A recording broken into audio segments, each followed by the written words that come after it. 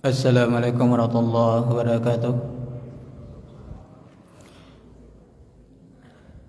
Alhamdulillazi nahmaduhu wa nasta'inuhu wa nastaghfiruh wa na'udzu billahi min shururi anfusina wa min sayyiati a'malina. May yahdihillahu fala mudhillalah wa may yudlilhu fala hadiyalah.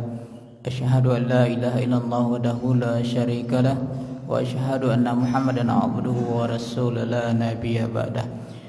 Bapak, Ibu, kaum muslimin dan kaum muslimat, jemaah subuh yang berbahagia, puji dan syukur kita ucapkan kepada Allah.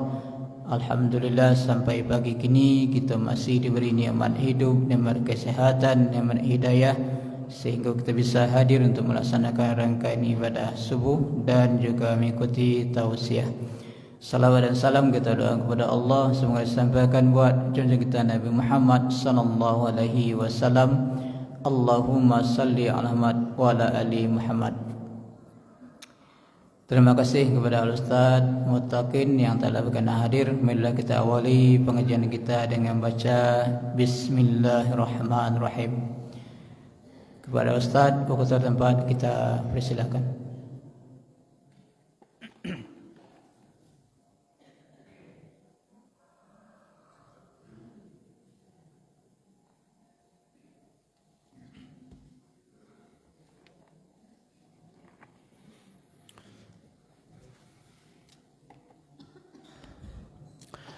Bismillahirrahmanirrahim.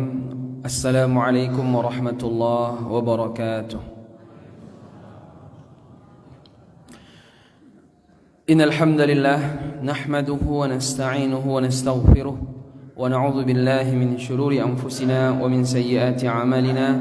Man yahdihillahu fala mudilla lahu wa man yudlilhu fala hadiya lahu.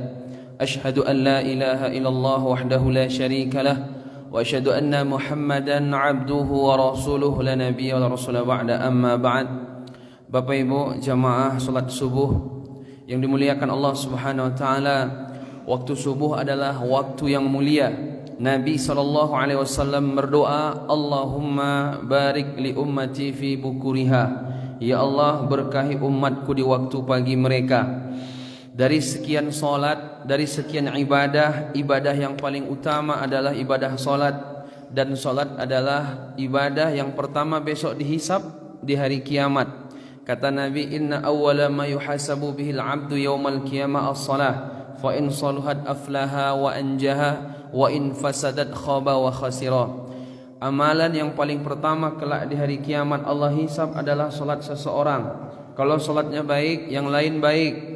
Kalau solatnya bermasalah, maka yang lain mesti dia akan bermasalah. Maka Bapak Ibu, bainar rajul wa bainal kufri tarkus shalah, yang membedakan seseorang mukmin itu atau dia kafir itu adalah terletak pada solatnya. Dari solat ini yang paling utama solat 5 waktu. Dan dari solat 5 waktu ini ada yang mengatakan induk solat adalah solat apa Bu? Duha, solat subuh. Dia 5 waktu solat subuh. Karena solat subuh ini solat yang paling berat dari sekian solat-solat yang ada. Nabi sallallahu alaihi wasallam bersabda, man shalla subha fi jama'atin fa ka'annama qama lail kullahu wa man shalla isya fi jama'atin fa ka'annama qama nisfal lail. Siapa yang solat subuh berjamaah, pahalanya seperti pahala satu malam full solat tahajud. Siapa yang dia solat isya berjamaah sama seperti setengah malam. Jadi jamaah yang dimuliakan Allah Subhanahu wa taala, solat subuh ini yang paling berat. Karena di waktu subuh ini waktu di mana kita mengantuk. Kalau kata Ibnu Qayyim, waktu mengantuk ini 2, satu sebelum subuh, satu setelah subuh. Sebelum subuh itu ngantuknya luar biasa. Setelah subuh juga demikian. Tapi kita disuruh bangun atas karena ketaatan kita kepada Allah Subhanahu wa taala. Maka Bapak Ibu hadir pada waktu-waktu begini. Ini orang-orang pilihan ini, orang-orang yang enggak sembarangan ini. Butuh proses yang lama sampailah umurnya di atas 50 tahun. Ya enggak, Bu? Iya. Kalau anak-anak 17 susah dia bangun nih. Tapi kalau udah di atasnya 55, 57 ya, Bu ya. Nah, itu semangat tuh biasanya. Dulu enggak ya kan. Tapi insyaallah lah kalau yang jamaah kita ini rutin dari dulu sampai sekarang. Maka Bapak Ibu jamaah, alhamdulillah bersyukur kepada Allah atas segala limpah nikmat. Dalam satu hadis, Bapak Ibu sekalian, dunia yang kita cari-cari ini Bapak Ibu nak, pergi ke sana, pergi ke sini, balik sana, balik sini, maju mundur, kanan, kiri, atas, bawah. Semua dunia ni dia kembali kepada 3 hal. Nabi SAW bersabda, Pak. Apa kata Nabi? Man asbaha minkum aminan fi sirbihi wa mu'afan fi jasadihi wa indahu qut yaumihi faka'annama hizat lahud dunya, rawahu Tirmidzi. Siapa yang di antara Bapak Ibu di pagi harinya dia mendapatkan 3 hal, maka dunia ni sudah dikumpulkan ke dia semua. Dunia ni di 3 hal ini aja. Yang pertama, asbaha minkum aminan fi sirbihi. Dia merasa aman, dapat aman. Aman itu kan di sini dia nih. Mendapatkan rasa aman, aman dirinya, aman keluarganya, dan aman tempat lingkungan tinggal dia. Bapak Ibu, le aman? Kalau ndak aman, kita imbau Pak Aman. Ada yang kadang. Jadi merasa aman, dan rasa aman ini paling tinggi nikmatnya Bapak Ibu. Lalu satu, yang kedua, siapa yang di antara kalian pertama aman, yang kedua badan sehat. Kalau sakit gigi Pak, tak bisa.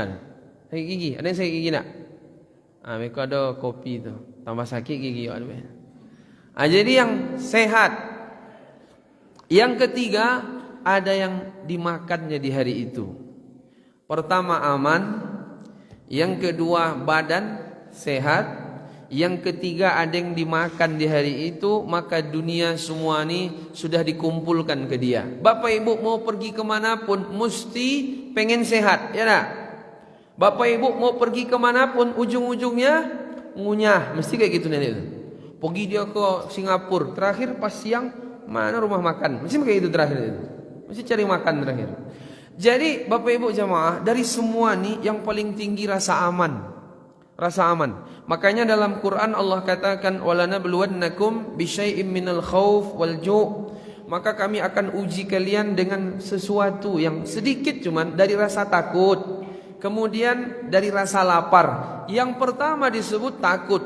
Kata para ulama tafsir, kenapa disebut pertama kali Allah betul-betul uji kita dengan rasa takut?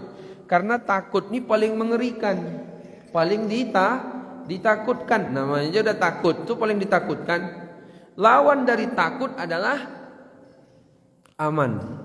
Jadi di bawah rasa aman itu nanti nikmat sehat. Kalau ada orang aman, aman nih aman, santai aja aman gitu, ndak ada yang dikhawatirkan, ndak ada yang dikeluh. Lalu dia sakit, ndak juga bisa. Kalau ada orang aman, dia sehat, ndak ada yang dimakan, ndak juga bisa. Kalau ada orang dia sehat, ada yang dimakan, tapi dia nggak aman, ndak juga bisa. Kalau ada orang dia aman, dia sehat, ndak ada yang dimakan, ndak juga bisa. Jadi mau Bapak Ibu kemana pun lari, mesti balik-baliknya ke 3 hal. Aman, sehat, apa tadi Bu? Ada yang dikunyah. Itu aja cuman. Itu dunia sudah dapat semuanya. Mau kemana lagi Bapak Ibu? Jangan macam-macam. Mesti 3 tu kalau sudah dapat, faka'annama hizat lahud dunya. Dunia ni sudah dikumpulkan semua untuk dia. Maka pagi ni sepertinya Bapak Ibu ni dalam keadaan rasa aman. Betul? Ada khawatir galau dulu lagi enggak? Enggak ya. Kemudian sehat semua? Alhamdulillah. Kemudian ada yang dimakan? Dah berbunyi-bunyi tangtung depan ni apa lagi ya kan? Jadi adapun saya nanti tidak boleh sekarang. Bapak Ibu duluan aja lah ya kan? Saya nanti aja. Bapak Ibu jemaah yang dimuliakan, alhamdulillah atas semua nikmat yang Allah berikan. Maka banyak-banyak kita taat, bertakwa kepada Allah, tinggalkan maksiat. Mudah-mudahan hidup kita bahagia selalu. Amin. Salawat dan salam semoga tercurah kepada Nabi kita, Nabi Muhammad sallallahu alaihi wasallam. Biasanya kalau yang jadwal saya sekali sebulan ini kan tazkiyatun nufus, materinya ikut kitab. Tapi tadi malam jam-jam 10 saya di WA, Ustaz tolong besok bahas tentang masalah musibah. Wah ini membuat materi lagi gitu. Ya kan? Jadi Bapak Ibu jamaah yang dimuliakan, kalau bicara tentang masalah musibah, di dunia ini enggak ada orang yang tidak ada musibah. Semua dapat musibah. Dalam Quran Allah katakan, kullu nafsin dha'iqatul maut. Setiap jiwa, setiap yang bernyawa mesti merasakan mati. Ibu-ibu dah pernah mati? Belum? Bapak dah pernah mati? Belum lagi ya? Nanti lama-lama mati sendiri nih nanti, ya tak? Setiap orang yang berjiwa, kullu nafsin za'iqah. Za'iqah dari kalimat zaqo yazuku. Zaqo artinya rasa, merasakan rasa. Maka ketika orang mati itu sangat erat sekali dengan rasa. Rasa apa? Rasa sakit yang luar biasa. Kalau orang nanti dia mau mati, dia akan merasakan sakaratul maut. Sakaro artinya mabuk. Jadi orang sebelum mati itu kayak orang mabuk. Begitu berat ujiannya. Makanya orang kalau sudah mati, dia enggak mau balik ke dunia, takut karena trauma dengan sakaratul maut. Bahkan ada dalam satu hadis saya pernah baca Bapak Ibu, kalau ada orang dia kan nanti mati, lalu masuk alam baru namanya alam barzakh. Lalu kalau ada orang yang saudara kita, keluarga kita, yang dia lebih dulu meninggal daripada kita, misalnya jarak 1 tahun, ya kan? Kemudian kita pun nyusul setahun setelah itu.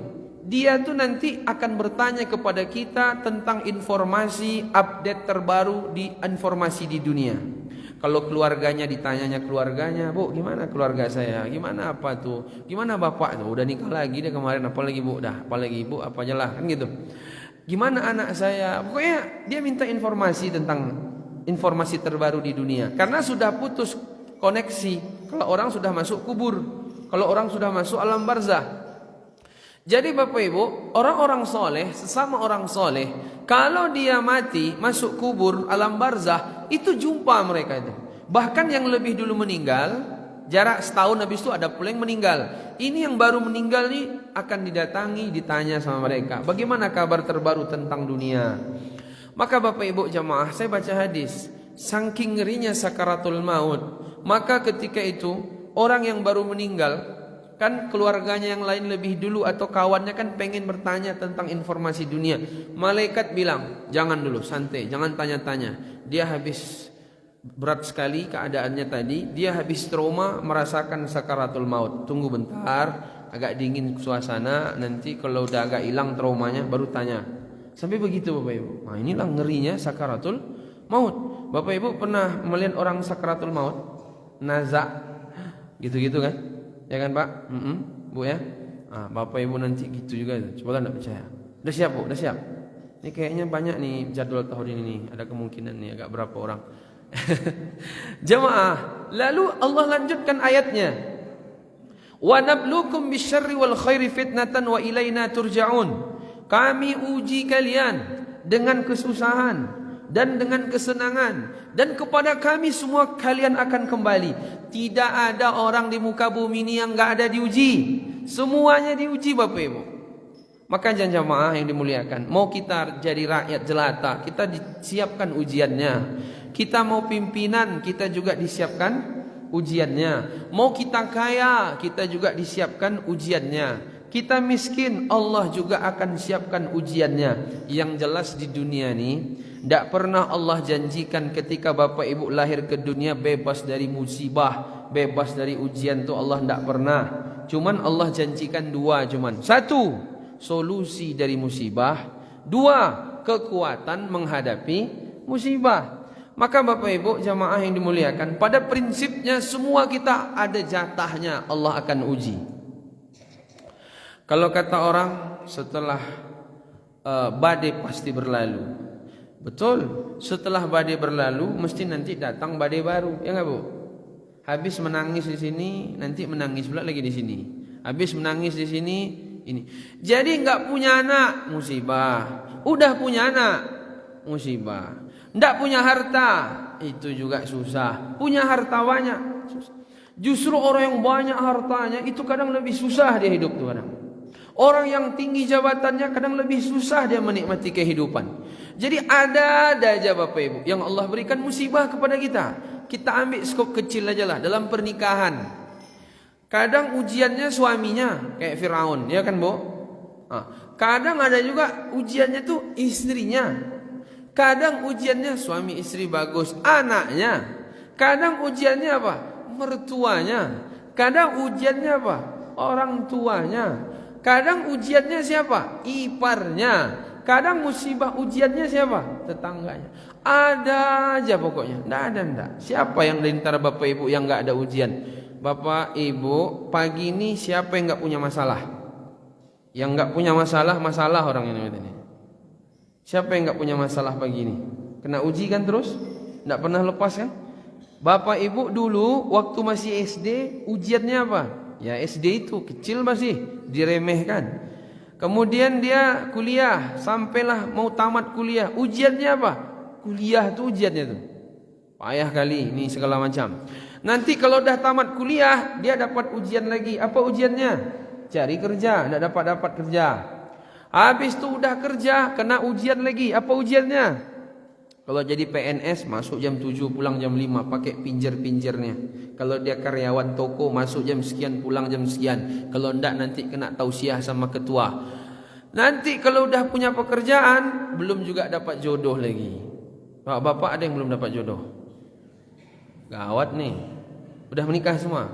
Menikah lagi yang belum sad. Astagfirullahaladzim. Laginya nih kalimatnya nih tambahan bahaya nih. Belum juga dapat jodoh lagi. Udah dapat jodoh, belum juga dapat anak. Udah dapat anak, rupanya anak nih luar biasa pula peranginya. Begitulah terus Bapak Ibu jamaah. Kita ini tidak pernah. Makanya dalam satu hadis Nabi SAW bersabda, "Ma yazalul mu'min ma yazalul bala'u bil mu'min." Senantiasa, kata ulama, kata Rasulullah, senantiasa. Senantiasa nih kalau kata para ulama berarti nggak pernah lepas. Senantiasa seorang mukmin itu diliputi dengan musibah. Hidup nih perjuangan. Hidup nih perjuangan. Makanya Bapak Ibu jamaah yang dimuliakan Allah Subhanahu wa taala, sekali lagi kita rubah mindset bahwa tidak ada orang yang dia tidak punya ujian. Di Arab Saudi, Pak, ada kisah. Ada orang kaya sekali. Dia punya kebun kurma ribuan hektar. Kebun kurma nih kalau kata kawan saya beda sawit. Di Indonesia nih banyak sawit. Kalau sawit tuh 1 hektarnya katanya itu sama dengan 1 pohon kurma. Duitnya tapi ya. Karena kurma kan mahal. Dia punya ribuan hektar kurma. Orang kaya di Arab sana. Dan dia ini kena penyakit. Penyakitnya tidak boleh makan sembarangan. Kalau kayak minum kayak gini tidak bisa nih. Asam lambung naik nih. Bapak-bapak ada naik asam lambung minum kopi ini tidak? Ada? Tidak ada? Berbahagialah. Karena banyak orang asam lambung. Asal dikasih kopi, asam lambung katanya. Orang asam padeh dia asam lambung. Ada. Inilah masalahnya kan. Tidak bisa dia menikmati. Jadi orang kaya ini dia tidak boleh makan sembarangan. Dan kalau makannya bertimbang pula. Dan dia punya villa, naik dia ke atas. Kan nikmat tuh dia punya villa, punya ini mobil, sopir, ajudan semuanya punya. Dari kejauhan dari villa dia lantai 2 atau lantai 3, dia melihat karyawan dia. Karyawan dia nih pas jam makan siang, kan makan tuh. Makannya lahap sekali Bapak Ibu. Kalau di kita nih misalnya nak ada bakwan, masuk bakwan, ada lontong, masuk lontong. Ada pregedel, masuk pregedel. Ada tahu isi. Kalau ada plastiknya masuk plastik itu sama dia. Tidak ada pantang sama dia. Orang kaya nih heran dia. La ilaha illallah. Nikmat sekali karyawan saya makan. Cuci tangan pun udah nggak ada lagi. Tidak ada kena tipes dia. Ya kan? Mokoknya masuk semua. Apa kata dia? Sekiranya saya bisa makan seperti dia dengan membayar semua kekayaan saya ini, rela saya untuk membayar. Yang penting bisa makan seperti dia. Nah, itulah ujiannya. Orang karyawan dia tadi apa? Apa ujiannya? Tidak punya duit. Tak ada pitihnya dah. Itulah ujiannya. Yang ini pitih banyak, tapi tidak boleh ngunyah banyak. Itulah masalahnya. Makanya mumpung belum banyak pitih apa-apa, banyak-banyaklah makan gini. Besok kalau lah banyak pitih tidak boleh makan. Biasanya macam itu. Tidak tahu kalau Pak Haji tapi insyaallah tidak. Terang beliau. Bapak Ibu jamaah yang dimuliakan Allah Subhanahu wa taala. Ayolah ya, hakikat hidup itu semuanya ujian. Sampaikan kepada anak Bapak Ibu, ketika mereka menangis sedih karena ujian-ujian hidup, bilang sama mereka, mayazal bala bil mu'min. Senantiasa selalu ada ujian Allah berikan kepada orang beriman. In takunu ta'lamun fa innahum ya'lamun kama ta'lamun wa tarjuna minallahi ma la yarjun. Tentang peperangan antara kaum muslimin dengan orang kafir, kan dapat ujian. Orang kafir mati, orang Islam juga mati. Kata Allah, kalau kamu luka, kalau kamu susah, kalau kamu sakit, mereka orang kafir sakit. Siapa orang kafir yang enggak diuji? Orang kafir pun diuji. Tapi bedanya, kamu ada yang kamu harapkan, mereka enggak ada. Apa yang diharapkan? Pahala di sisi Allah. Makanya kata ulama, Bapak Ibu, laula masaibat dunya ma aflahna fil akhirah. Kalau bukan karena musibah-musibah di dunia nih, Bapak Ibu nih enggak akan selamat besok di hari kiamat.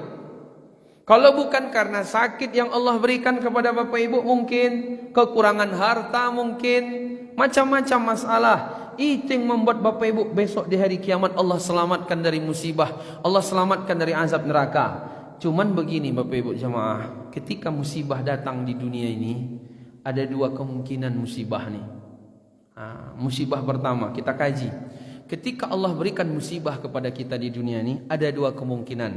Kemungkinan yang pertama, Bapak Ibu jamaah yang dimuliakan Allah Subhanahu wa taala, adalah ketika musibah datang kepada kita, musibah tadi menghapuskan dosa.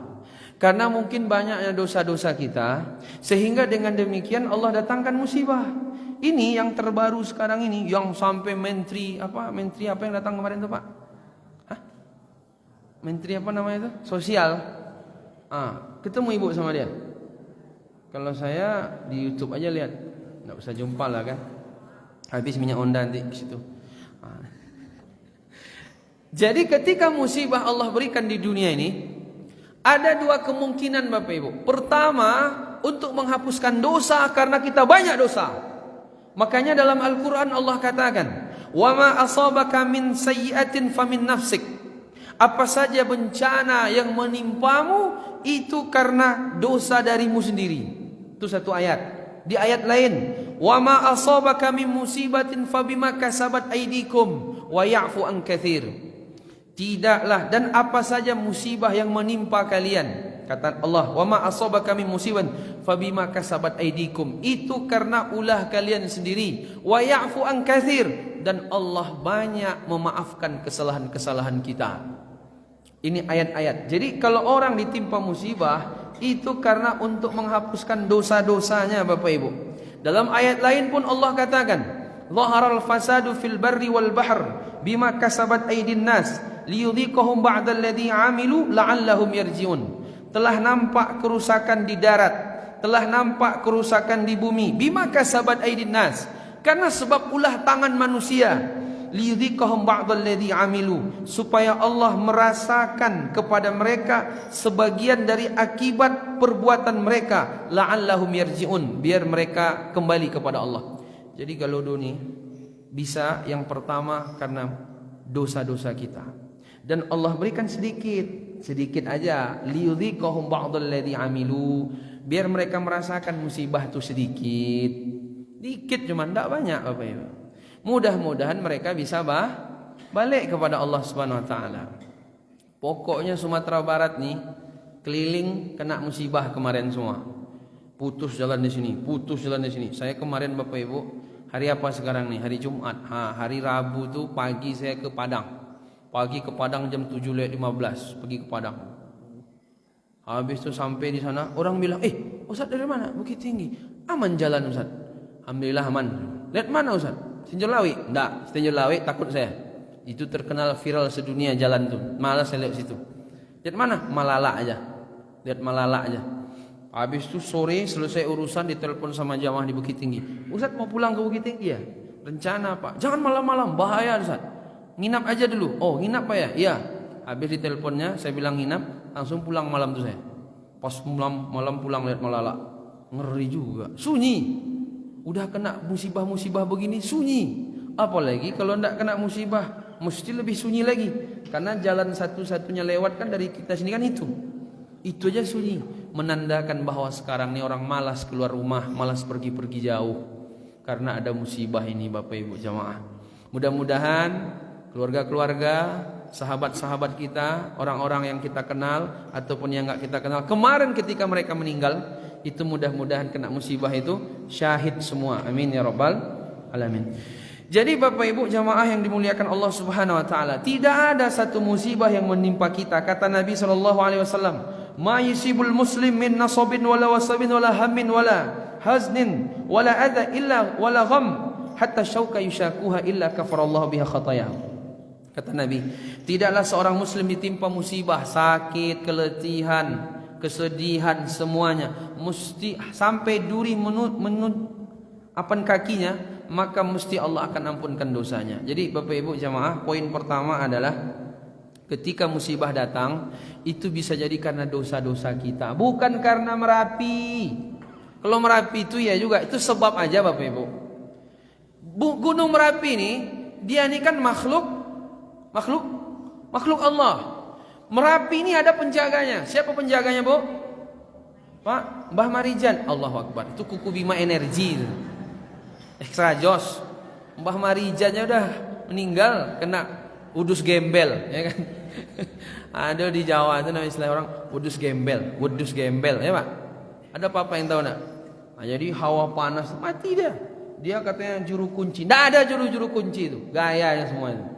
Dukun semua itu.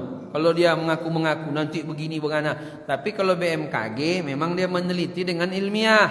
Jadi jangan bikin musibah baru setelah ada musibah. Dipotong pula kepala kerbau tu nanti. Potong pula kepala anak ayam. Campakkan ke mana? Kuali. Ke kuali aja lah. Dicampakkannya ke aliran lahar dingin. Syirik enggak boleh. Ada Bapak Ibu yang kayak gitu nak? Potong kepala ayam. Suk kuali.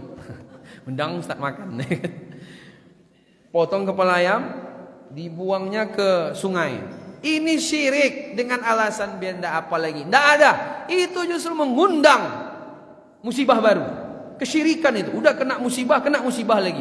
Tidak ada musibah yang lebih besar Bapak Ibu di dunia ini kecuali musibah terhadap agama. Kalau musibah yang begini cuma dunia ini. Tapi kalau dia syirik, datang ke dukun, menanya tentang dukun, meramal-ramal, itu setan itu semua. Ada tuh yang masuk TV sekarang, dia meramalkan, oh nanti di Bandung begini, oh nanti di Sumatera. Dianya aja tidak selesai sama dia. Orang pula mau diramal-ramal sama dia. Setan itu semua, ya kan? Jadi Bapak Ibu, ada dulu orang yang di Antv, di TV itu siapa tuh yang wajah-wajah kayak Korea apa tuh. Dia kan suka meramal-ramal tuh, nanti begini. Dia ditipu sama manajernya 200 juta. Nggak tahu dia dah. Goblok kali orangnya. Orang diurus-urusnya. Dia yang tidak selesai sama dia. Setan memang dia. Memang iblis kalau begitu kan. Setan kan. Kesyirikan. Jadi jamaah yang dimuliakan Allah Subhanahu wa ta'ala. Bahwa gunung Merapi, gunung di muka bumi ini semuanya ciptaan Allah. Mereka bergerak sekehendak Allah. Tidak ada yang lain. Makanya ketika kita ditimpa musibah di saat itu, segera kita untuk mengucap. Apa yang kita ucapkan? Bisa satu, inna lillahi wa inna ilaihi raji'un. Kita milik Allah dan kita akan kembali kepada Allah. Atau bisa juga kita ucapkan qadarallahu ma syaa fa'ala. Qadarullah ma syaa fa'ala. Atau bisa juga kita baca doa alhamdulillah ala kulli hal. Kalau kita ditimpa musibah, kita ucapkan alhamdulillah, tapi ala kulli hal, bukan alhamdulillah bi nikmatihi tatimmus sholihat. Itu kalau lagi dapat nikmat. Alhamdulillah bi nikmatihi tatimmus sholihat. Kalau kena musibah, alhamdulillah juga, betapa husnuzonnya kita kepada Allah, tapi ala kulli hal. Jadi kalau ada orang kena musibah, alhamdulillah. Benar itu. Dapat nikmat, alhamdulillah juga. Di Indonesia ini aja ini, kalau kita kena musibah, alhamdulillah, ngamuk dia. Astagfirullah, senang dia. Susah orangnya kata dia. Bukan, alhamdulillah, itu memang perintah Nabi. Ketika sedih, susah, ada musibah, alhamdulillah, ala kulli hal.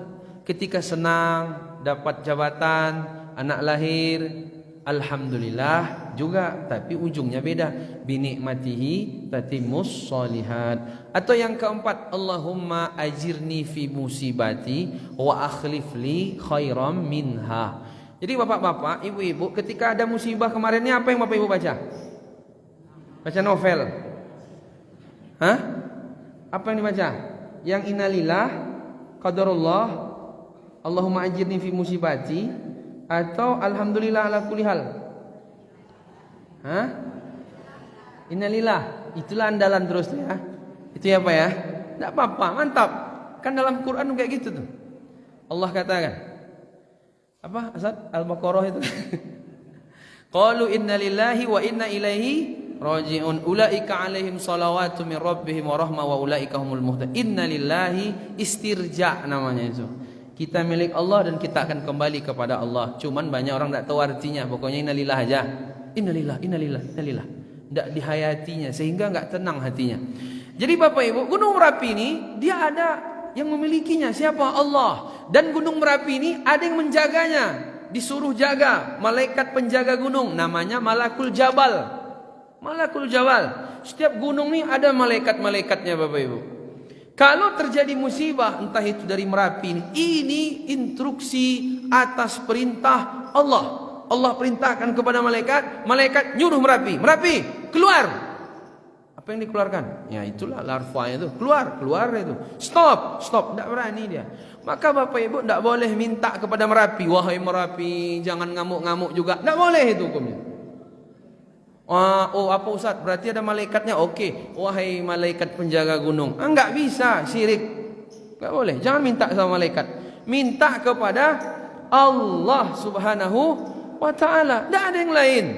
Makanya Bapak Ibu jamaah yang dimuliakan Allah Subhanahu wa ta'ala, bagaimanapun ketika ada musibah, yang kita dekatkan pertama kali pendekatan iman, bukan pendekatan ilmiah.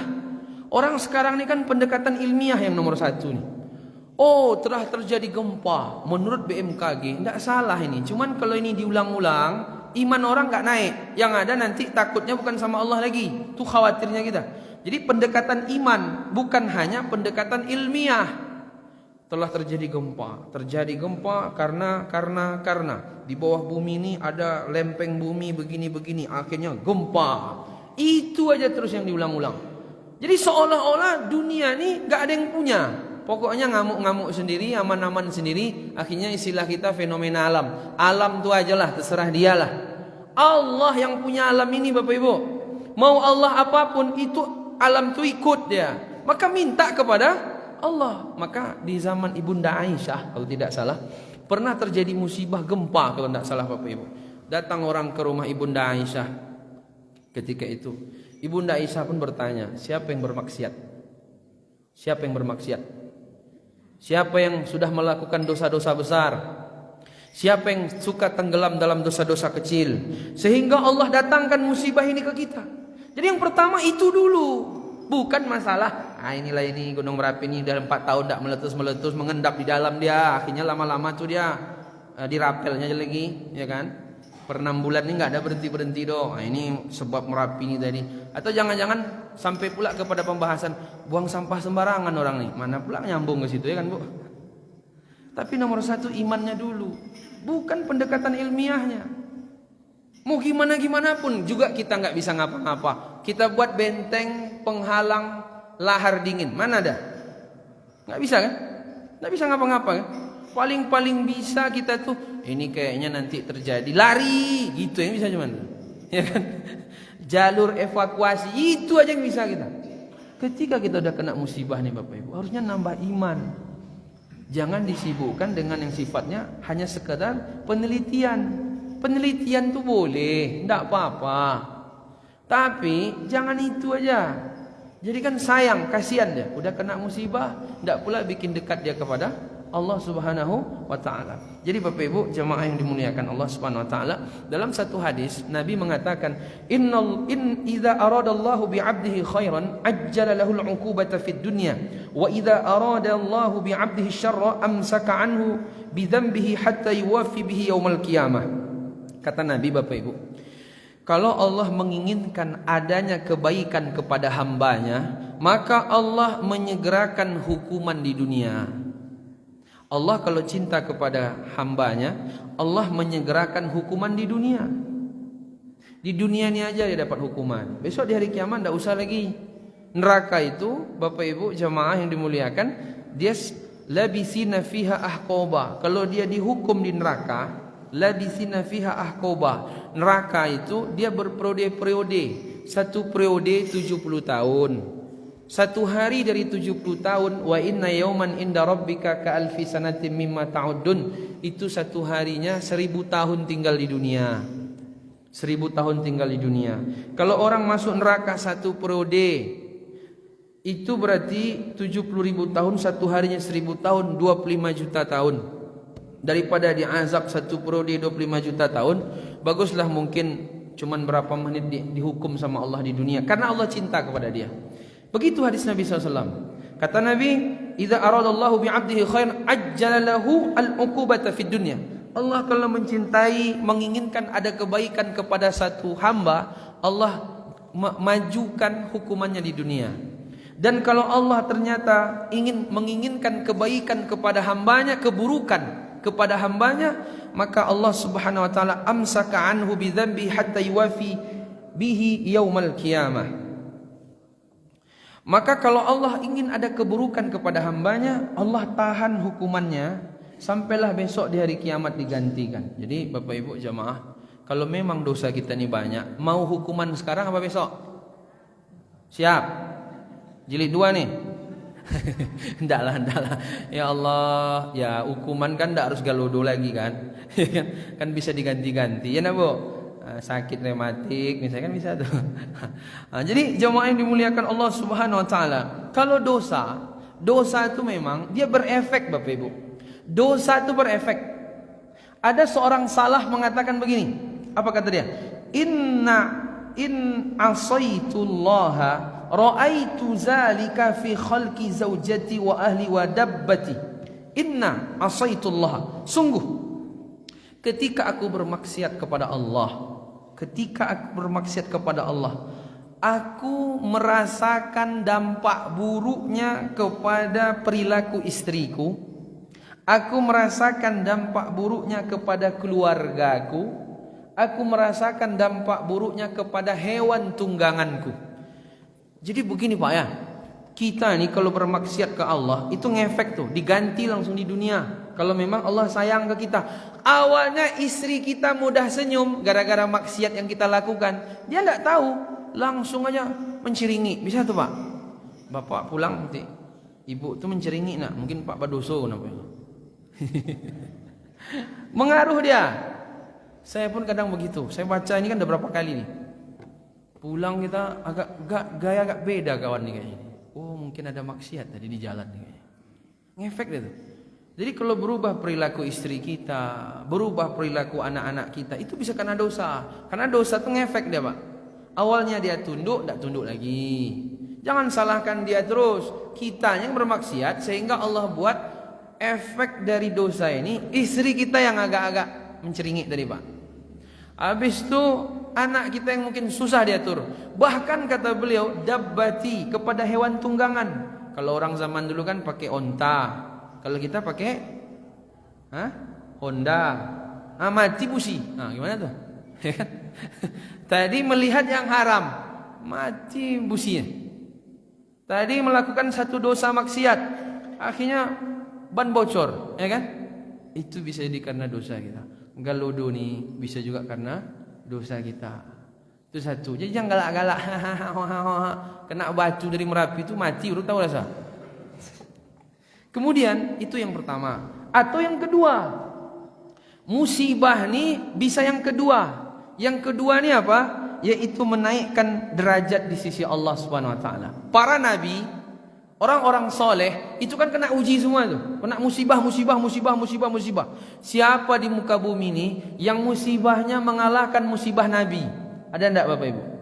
Enggak ada. Nabi sudah mengatakan, Inna asyaddan nasi bala'an al-anbiya thumma amsal fa amsal. Orang yang paling berat ujiannya di muka bumi ini para nabi, karena ketaatan dia, kesolehan dia kepada Allah. Jadi saya pernah ditanya, Ustaz, berarti Ustaz enggak usah soleh-soleh kali kita, enggak usah tahajud, enggak usah pengajian sering-sering lah, kena uji kita nanti. Bahaya orang nih. Gimana tuh Pak? Iya pula tuh. Iya betul tuh. Jadi enggak usah tahajud, enggak usah banyak-banyak baca Quran, kan iman naik. Sementara kalau iman tinggi kan ujiannya berat juga kan? Nabi ini kan imannya paling tinggi nih. Makanya ujiannya banyak. Cobalah cek. Nabi belum lahir dah diuji. Apa? Yatim. Udah lahir umur 5-6 tahun, ibunya meninggal. Habis itu miskin. Sampai dia diasuh sama paman beliau, Abu Thalib. Kemudian Nabi miskin pengembala. Pergi ke sana, pergi ke sini mengembala kambing. Sebenarnya ada hikmahnya. Setiap Nabi, dalam hadis Imam Muslim itu kan, setiap Nabi itu Allah buat pengembala. Biar apa? Kalau kambing aja dia paham kapan dia sakit perut, kapan kambing ini mau makan, apalagi manusia. Nah, itu hikmahnya. Makanya Bapak Ibu kalau ada anak, suruhnya memelihara kambing. Jangan kobra, mati nanti dia.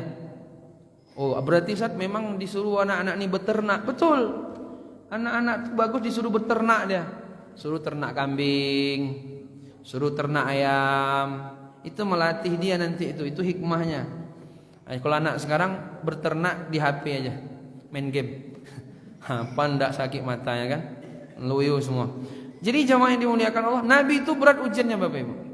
Berdagang dia, pergi ke sana, pergi ke sini, semuanya. Sampai dia diangkat jadi Nabi, itu semuanya penuh dengan tangisan. Anaknya semuanya meninggal kecuali satu. Siapa? Fatimah Az-Zahra. Istrinya banyak. Itulah Pak. Bapak satu, ibu aja udah payah ngatur kan, stres kan. Nabi 11. Hantai ya Nabi cuma. Nabi itu presiden dia, enggak ketua RT dia doang, presiden. Berapa itu diurusnya itu semua. Panglima perang juga. Jenderal bintang 5 Nabi itu. Musuh strategi. Dia yang paling dicari. Sampai terakhir disebutkan dalam hadis, kalau Nabi demam Nabi itu panasnya itu sama dengan panasnya demam 2 orang. Digituin Nabi sama Allah. Bahkan sampai terakhir Nabi ketika perang Khaybar, Nabi kan diracun sama perempuan Yahudi. Ketika Nabi meninggal, sempat dibilangnya kalau tidak salah kepada Ibunda Aisyah, ini demam saya sekarang nih sakit nih, efek disebabkan dulu saya diracun sama perempuan Yahudi. Ketika sebelum beliau meninggal, semua hidup Nabi semuanya ujian, semuanya tangisan. Setiap per 2 bulan perang Nabi, semua yang diuji. Cuman begini Bapak Ibu, masalah ujian berat atau ringan itu tergantung kekuatan iman. Ada orang ujiannya ringan, bagi dia berat. Ada orang ujiannya berat, ini masih senyum juga deh. Makan lama aja, tidak ada pantang. Awak baru kan tidak bisa makan, ya kan? Ada orang ujian semua tuh, anaknya, dianya ini, tapi dia ketawa-ketawanya, alhamdulillah. Ada orang senyum dia, sebagian orang enggak. Hilang dompetnya, tidak senyum dia 5 hari. Dompet hilang baru, belum yang lain lagi. Meninggal anaknya, dicakar-cakarnya dinding itu semua. Mengamuk-ngamuk, pingsan, bangun pingsan lagi, bangun pingsan lagi, mau bunuh diri asal nampak pisau dapur. Ini apa orang kayak ini? Terlalu lemah deh, tidak paham dia dunia ini. Makanya perlu belajar agama, bagaimana menghayati hakikat dunia. Jadi Bapak Ibu, ada orang Allah berikan musibah itu bukan karena dosa yang pertama tadi Bu, menghapuskan dosa, tapi menaikkan derajat. Dosanya tidak ada, bahkan kalaupun ada sedikit, tapi dinaikkan derajatnya. Ini orang-orang soleh. Kalau ada orang-orang soleh kena musibah, itu bukan karena dosa, tapi karena Allah ingin menaikkan derajatnya. Sekarang yang jadi pertanyaannya, Bapak Ibu ini kena musibah ini karena kesolehan atau karena menggibah nih Bu? Atau karena dosa? Karena kesalehan. Masya Allah, pede ya. Jadi gitu. Ditanya sama jamaah, Ustaz, berarti kita tidak usah soleh-soleh kali nak. Kalau soleh-soleh kali kita Ustaz, nanti banyak ujian kita. Iya juga kalau pakai kaidah ini kan. Tapi itu Bapak Ibu, semua orang ini kena musibah, saya bilang. Dalam surat Al-Fajr, Bapak Ibu hafal surat Al-Fajr enggak? Di situ apa Allah katakan Bapak Ibu? Fa'amal insan idza mabtalahu rabbuhu fa'akramahu wa na'amahu fayaqulu rabbi akraman wa amma idza mabtalahu faqadara 'alaihi rizqahu fayaqulu rabbi ahanan. Nampaknya perlu ada program tahfiz bapak-bapak nih kayaknya. Ibu-ibu ini udah sering tahfiz sebagian, cuman enggak pernah jadi imam, ya kan? Bapak-bapak ini kalau bisa Pak Haji dibuatlah program tahfiz. Jus 30. Enggak usah 30 jus, sakit asam lambungnya nanti. Jus 30 aja. Setoran surat At-Tolak. Kalau qul huwallahu ahad enggak usah disetorkan lagi. Itu dah tiap hari diulang sama dia dah. Salat sunnah mau salat wajib, asal dia jadi salat sendirian, mesti ndak lari-lari qul huwallahu ahad, qul a'udzu birabbil falaq, atau ina. Itu ya terus tuh. 4 kul 1 inna. Qul ya ayyuhal kafirun, qul a'udzu birabbin nas, inna atau ina. Ya kan, Pak? Ndak usah ngaku, Pak. Jadi Bapak Ibu jamaah yang dimuliakan Allah Subhanahu wa taala, Allah bilang dalam surat Al-Fajr, fa ammal insan idza mabtalahu rabbuhu fa akramahu wa na'amah fayaqulu rabbi akraman. Adapun manusia ketika dia ditimpa musibah, ibtala kan artinya bala. Bala itu kan musibah. Ketika manusia diberikan musibah, rizkinya lapang, hartanya banyak, badannya sehat, semua cukup, dia bilang Allah memuliakan saya. Berarti harta banyak, badan sehat, musibah. Lalu yang selanjutnya, wa ammal insan idza mabtalahu faqadara alaihi rizqahu fayaqulu rabbi ahanan.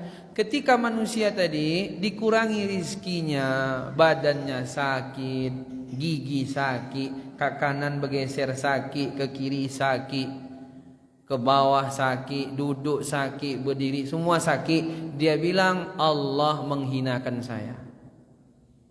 Bapak Ibu perhatikan ayatnya, ibtala kedua-duanya, musibah. Lapang rizki, musibah. Enggak lapang, musibah. Cuman di kita ini agak lucu ya kan. Kalau enggak lapang musibah, pas lapang enggak musibah nih, lucu nih. Pas sakit musibah, pas sehat musibah itu, Pak. Sehat itu musibah. Siapa bilang sehat enggak musibah? Kalau dia sehat, dia rawan untuk bermaksiat, kan musibah jadi nanti. Lupa dia sama Allah. Kalau dia sakit, itu jelas musibah juga.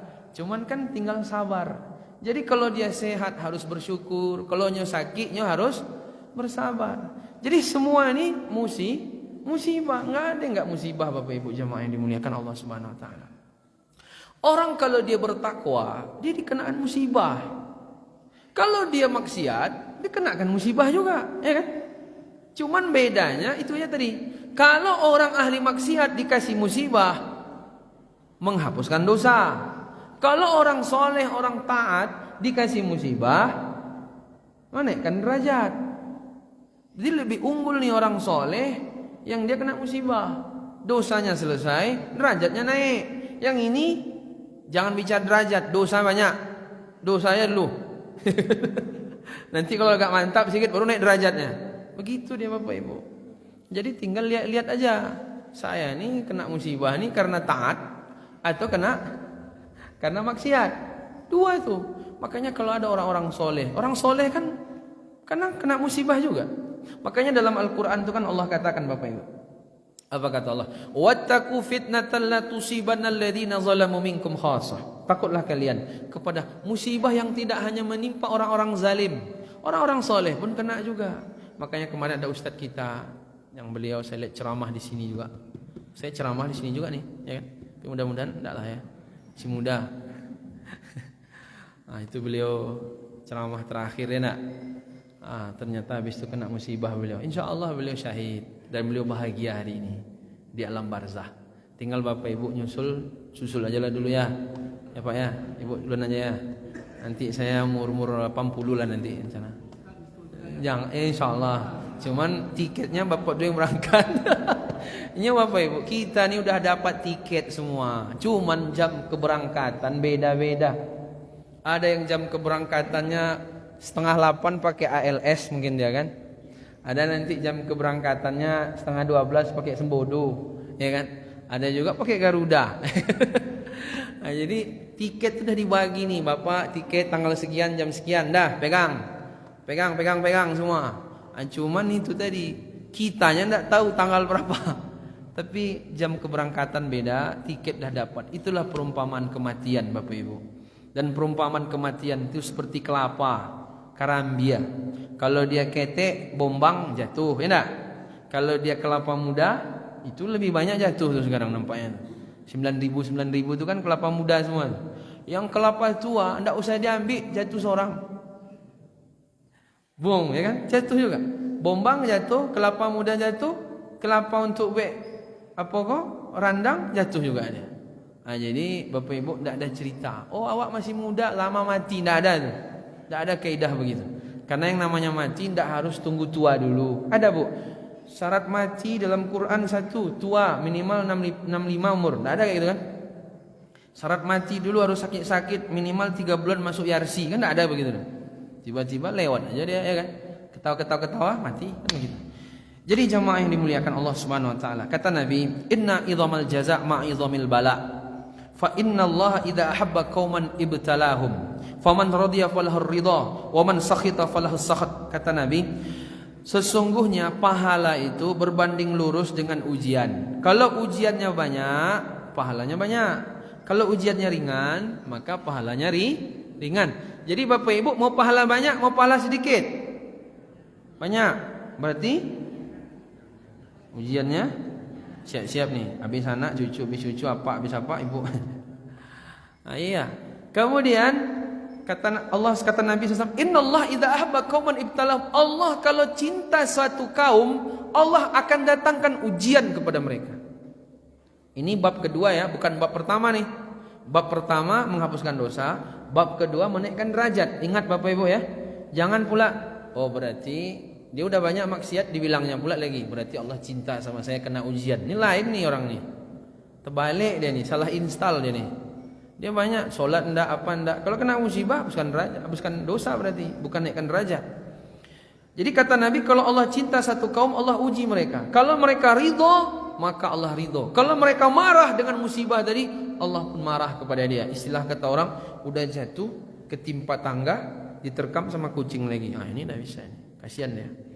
Maka Bapak Ibu jamaah yang dimuliakan Allah Subhanahu wa taala, terakhir dalam hadis kata Nabi, "Innal 'abda," sesungguhnya seorang hamba, "idza sabaqat lahu minallah manzilah," apabila ditakdirkan memiliki kedudukan yang tinggi di sisi Allah. Seorang hamba, Bapak Ibu nih, kalau Allah ingin ada kedudukan Bapak Ibu di sisi Allah, kata Nabi, lam yabluha bi'amalihi, dan itu derajat itu tidak bisa dicapainya dengan amalnya. Salat subuhnya begitu kualitasnya, kurang khusyuk. Panjang imam sikit, ngutuk dia. Ini agak payah naik nih, ya kan? Habis itu zikirnya agak malas-malas. Salat sunnahnya kurang. Puasa sunnahnya jarang. Sedekahnya pelitnya minta ampun. Jadi kalau Allah ingin ada derajat Bapak Ibu tinggi di sisinya, dan ternyata dilihat Bapak Ibu secara amalan agak pamaleh orangnya nampaknya kok. Payah, pengantuk, ini semua payah. Disuruh ini susah. Apa malas-malasan beribadah, malas-malasan orangnya. Tapi Allah ingin Bapak Ibu dapat derajat tinggi. Ya udahlah, kalau ndak main dari sisi amal, maka ibtalahullahu fi jasadihi au fi malihi au fi waladihi. Allah gunakan jalur berbeda. Kalau ndak bisa Bapak Ibu naik derajatnya lewat jalur amal, maka Bapak Ibu diambil jalur lain biar naik derajat Bapak Ibu. Dengan apa? Ibtalahullahu fi jasadihi. Maka Allah akan memberikan ujian pada jasadnya. Allah berikan ujian musibah pada hartanya. Allah berikan ujian musibah pada anaknya. Jadi mungkin gini Bu, Pak, Ibu bisa jadi na'udzubillah lah, tapi kalau mau boleh juga kena amputasi misalnya kakinya, gimana? Berarti ujian kaki kan, ujian jasad ya kan Bu, biar naik derajat Ibu. Karena Bapak Ibu selama ini disuruh-suruh juga sholat syuruk malas, disuruh ini berat, mau ini payah. Oh, berarti kena ujian nih, biar naik derajatnya. Atau dibuat ujian hartanya hilang, habis, terbakar apa, rumahnya hilang, gitu bisa jadi, kena geludu misalnya. Atau anaknya sakit. Kadang kita nih Bapak Ibu, apalagi ibu-ibu, kalau dia sakit dengan anaknya sakit, lebih khawatir ya anaknya sakit, ya nggak Bu? Kalau bapak enggak, khawatir ibu sakit. Kalau ibu-ibu nih, seorang ibu, ya sama, ayah juga. Anaknya sakit, anaknya kecelakaan, itu menyedihkan tuh daripada dianya sendiri, ya kan? Tapi begitulah Allah inginkan kepada bapak ibu, biar bapak ibu ini derajatnya naik. Karena dari sisi amalan tidak naik-naik dia. Ya udahlah, kalau begitu jalur berbeda dikasih musibah. Jadi kita nih kalau melihat ada di keluarga kita, di diri kita nih sakit. Apa ada yang sakit jantung enggak? Ada. Ada yang sakit gula. Ada yang sakit kalau asam lambung itu nasional, enggak usah dibahas lagi. Ada yang sakit rematik, asam urat, ada yang sakit liver, ada. Ada yang cuci darah, ginjal, ada. Itu sayang Allah. Tapi kalau saya agak ragu juga yang itu ujiannya, yang lain Bapak Ibu. Ada yang ujiannya yang lain? Hah? Ya Bu, ya. Musibah. Oh, bukan. Iya. Bagaimana cara biar hati ini tenang ketika Allah tetapkan kepada kita musibah? Begini. Dalam Quran Allah katakan, wa asa an takrahu syai'an wa huwa khairul lakum wa asa an tuhibbu syai'an wa huwa syarrul lakum wallahu ya'lamu wa antum la ta'lamun. Kita ini tidak tahu, Allah tahu. Bisa jadi apa yang kau benci baik bagimu, bisa jadi apa yang kau suka buruk bagimu.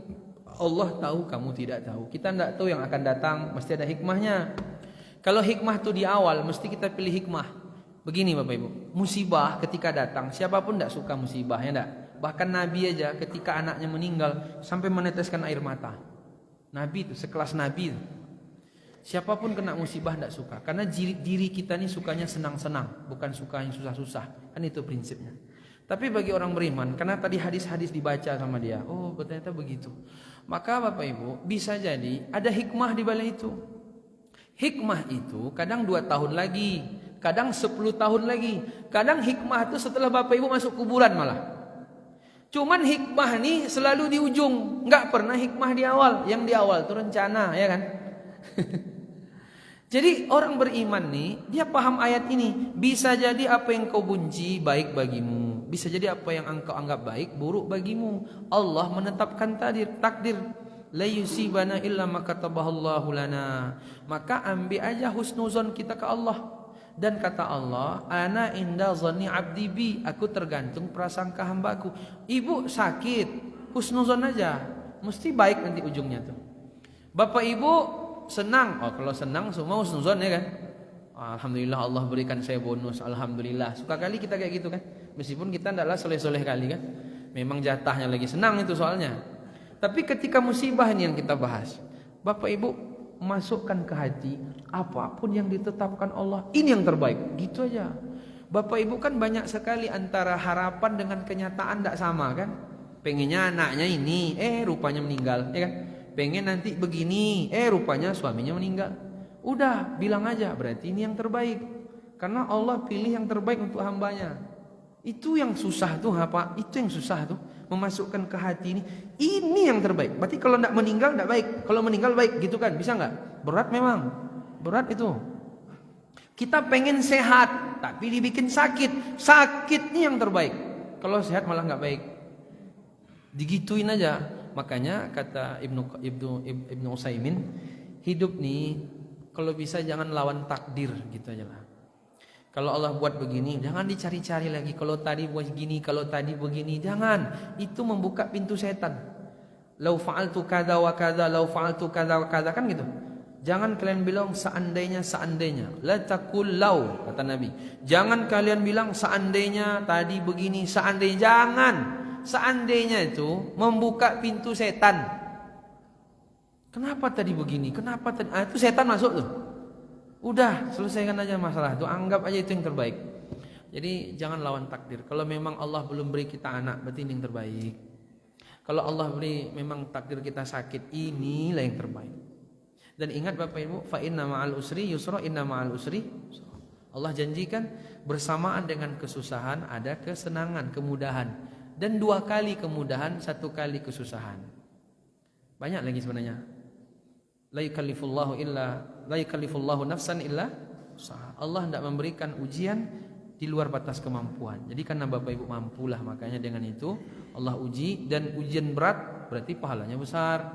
Masalah-masalah berat ringan ujian itu relatif sebenarnya. Sebagaimana saya bilang tadi, ada orang Bagi kita itu berat ujian, bagi dia ringan cuman. Ada orang bagi kita ringan, bagi dia berat sendiri. Nah, ini sebenarnya berat ringan ujian nih relatif. Kita lihat besar ujian dia, tapi dia ringan aja tuh karena kekuatan iman. Nah, jadi tetap aja dia nampak gigi taringnya senyum-senyum misalnya kan. Kata dia kan, nampak. Ada orang sedikit aja udah nangis-nangis ya kan. Sedikit pahala nangis-nangis dia. Yang ini banyak pahalanya masih juga senyum dia. Berat pada ujiannya kan. Wallahu a'lam bishawab. Maka kepada Allah kita kembalikan semuanya. Cukup sekian Bapak Ibu. Kita tutup dengan doa kafaratul majlis. Subhanakallahumma rabbana wa bihamdika asyhadu an la ilaha illa anta astaghfiruka wa atubu ilaik. Wabillahi taufiq wal hidayah. Assalamualaikum warahmatullahi wabarakatuh.